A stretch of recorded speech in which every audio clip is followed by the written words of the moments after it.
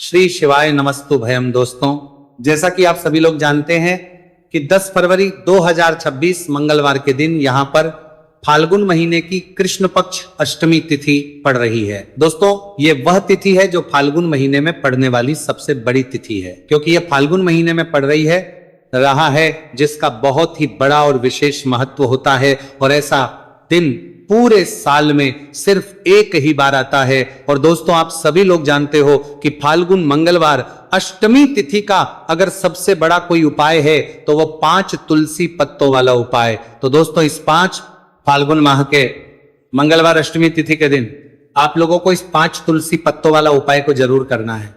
बहुत सारे लोग होंगे जिन लोगों ने इस उपाय को ना किया हो, मतलब पूरा साल निकल गया और उन्होंने किसी भी दिन इस 5 तुलसी पत्तों वाला उपाय को ना किया हो। पर दोस्तों, आपके पास एक आखिरी मौका बचा हुआ है, जो कि 10 फरवरी 2026 फाल्गुन महीने का मंगलवार अष्टमी तिथि के दिन। तो इस दिन आप लोगों को इस वाले उपाय को जरूर कर लेना है, भले ही आपने पूरे साल भर अभी तक इस उपाय को ना किया हो। पर अगर आपने इस फाल्गुन महीने के मंगलवार अष्टमी तिथि के दिन अगर इस वाले उपाय को कर लिया तो आपको इस उपाय को करने का वो फल मिलेगा जिसकी आपने कभी कल्पना भी नहीं करी होगी। इसीलिए आप लोग इस वाले उपाय को एक बार जरूर कर लेना, ताकि आप लोगों के हाथ से यह मौका न जा सके और आपको इस उपाय को करने का फल मिल सके। दोस्तों, ये उपाय पंडित जी ने अपनी अभी की ही शिव महापुराण की कथा में बताया है, जिस उपाय को आज हम आपको बहुत अच्छे से समझाने वाले हैं। इस वीडियो को देखने के बाद, इस उपाय को समझने के बाद करने का लिए आपको कोई और वीडियो को देखने की जरूरत नहीं पड़ेगी। तो चलिए दोस्तों, उपाय को शुरू करते हैं। देखिए, यह फाल्गुन महीने के अष्टमी तिथि के दिन यह इतना खास होता है, इतना महत्वपूर्ण होता है। देखा है कभी कभी बड़े बड़े पूजा पाठ अनुष्ठान से जो मनोकामना पूर्ण नहीं होते, वो फाल्गुन महीने के मंगलवार अष्टमी तिथि के दिन एक छोटे से उपाय करने से ही आपकी मनोकामना पूर्ण हो जाती है। और बहुत सारे लोगों ने इस उपाय को किया भी है और उनको इस उपाय को करने का फल भी जरूर मिला है। अगर आप लोग भी इस उपाय को करना चाहते हैं तो आप इस उपाय को पहले अच्छे से लेना, सुन लेना, उसके बाद करना। आपको इस उपाय का फल जरूर मिलेगा। और इस उपाय को कर लेने से आपके घर में चाहे किसी भी प्रकार की दुहक और समस्या क्यों ना चल रही हो, आपको उसका कारण भी नहीं पता है कि भाई ये समस्या किस उपाय को मिलेगा, और आपको समस्या किसी भी प्रकार की दुहक और समस्या क्यों ना चल रही, कारण से चल रही है, उसका कुछ भी कारण हो सकता है। जैसे कि दोष हो सकता है या किसी भी तरह का मंगल दोष भी हो सकता है। तो इस दिन आप लोगों को 5 तुलसी पत्तों वाला उपाय कर लेना है। यह एक ऐसा उपाय है जिस उपाय को किसी विशेष दिन पर किया जाए तो भाई उस विशेष दिन का जो है वो तो हमें मिलता ही मिलता है। पर हमने उस दिन पर इस उपाय को किया है तो हमें उससे भी बड़ा फल मिलता है, और फल बहुत जल्दी मिलता है, क्योंकि आप इस उपाय को बहुत ही बड़े और विशेष दिन पर कर रहे हो। तो चलिए अब उपाय के बारे में बात करते हैं, लेकिन उससे पहले आप लोगों को यह जानना आवश्यक है कि आखिर यह उपाय किस समय करना है, किसको करना है और कैसे करना है। तो चलिए हम आगे को वीडियो में एक एक करके बता देते हैं। लेकिन उससे पहले अगर आप लोग हमारे चैनल पर नए हैं तो हमारे चैनल को सब्सक्राइब कर लेना, और इस वीडियो को लाइक करके कमेंट बॉक्स में श्री शिवाय नमस्तु भयम ओम नमः शिवाय जरूर टाइप कर देना। तो दोस्तों, इस 5 तुलसी पत्तों वाला उपाय को हमें इस मंगलवार अष्टमी तिथि के दिन कैसे करना है, किसको करना है, किस समय करना है और कहां पर करना है, ये सारे सवालों के जवाब आपको इस वीडियो में मिल जाएंगे। और ये जो वीडियो देखेगा भाई, उसको 5 तुलसी पत्तों वाला उपाय जरूर करना चाहिए, क्योंकि इस दिन 5 तुलसी पत्तों का भी बहुत ही बड़ा और विशेष महत्व होता है।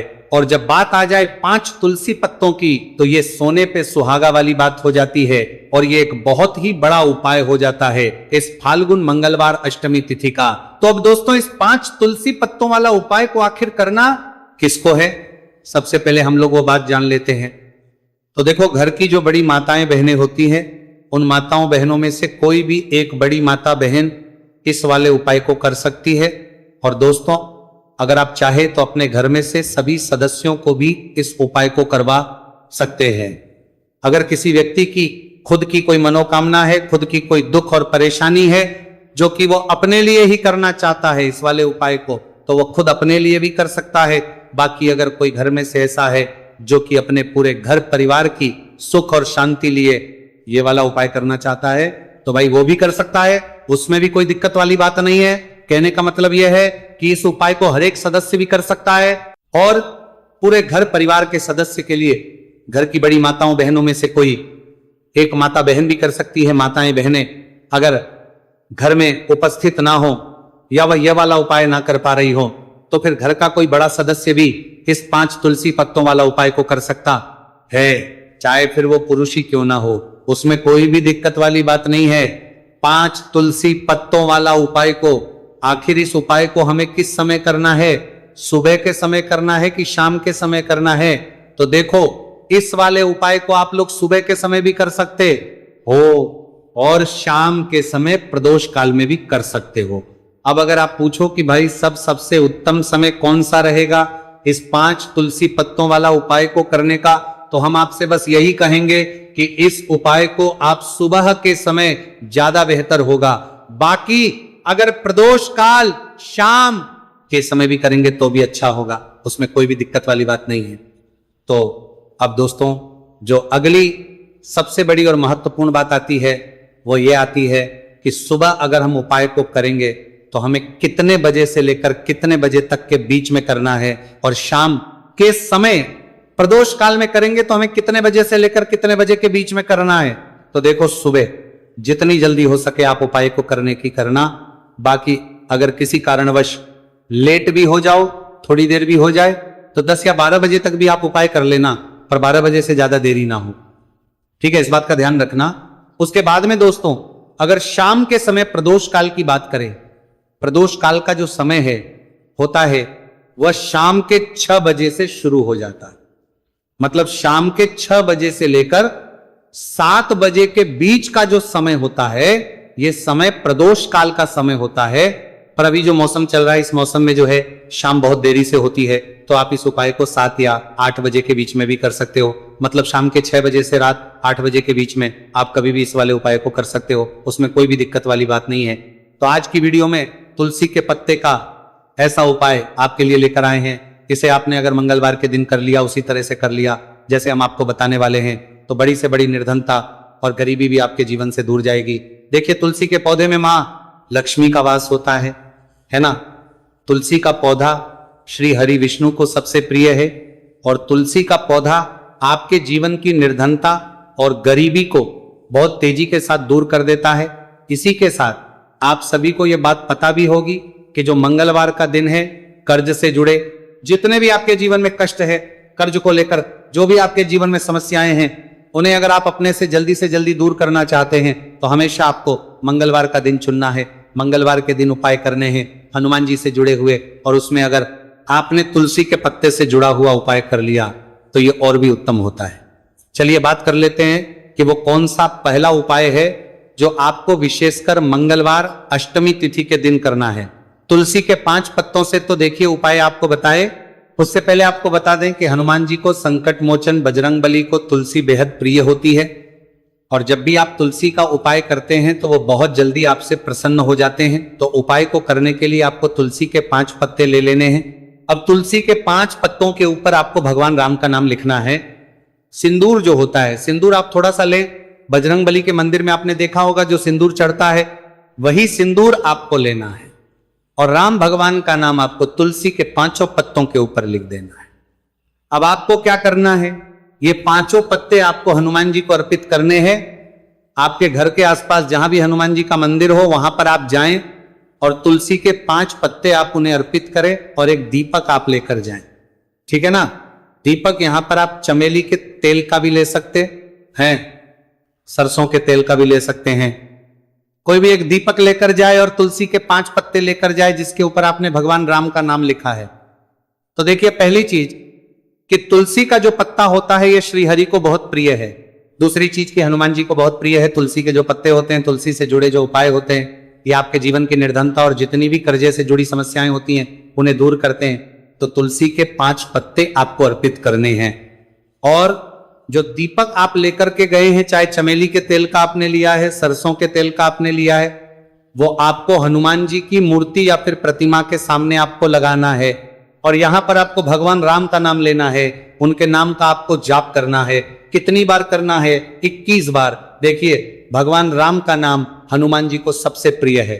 दूसरी चीज, अगर आपने वही नाम तुलसी के पत्तों पर लिख दिया तो ये और भी उत्तम हो जाता है उपाय। तो जब भी आप अपने जीवन में बहुत ज्यादा परेशान हो जाए, पैसे को लेकर, कर्जे को लेकर, तो मंगलवार के दिन आप अपने घर के आसपास मंदिर जाए और तुलसी के 5 पत्ते हनुमान जी को सिंदूर से भगवान राम का नाम लिखकर जरूर अर्पित करें। ऐसी कोई भी इच्छा, ऐसी कोई भी विश, ऐसी कोई भी मनोकामना आपकी नहीं है जिससे हनुमान जी अधूरा रहने दें, आपकी सारी विश को वो पूरा कर देते हैं।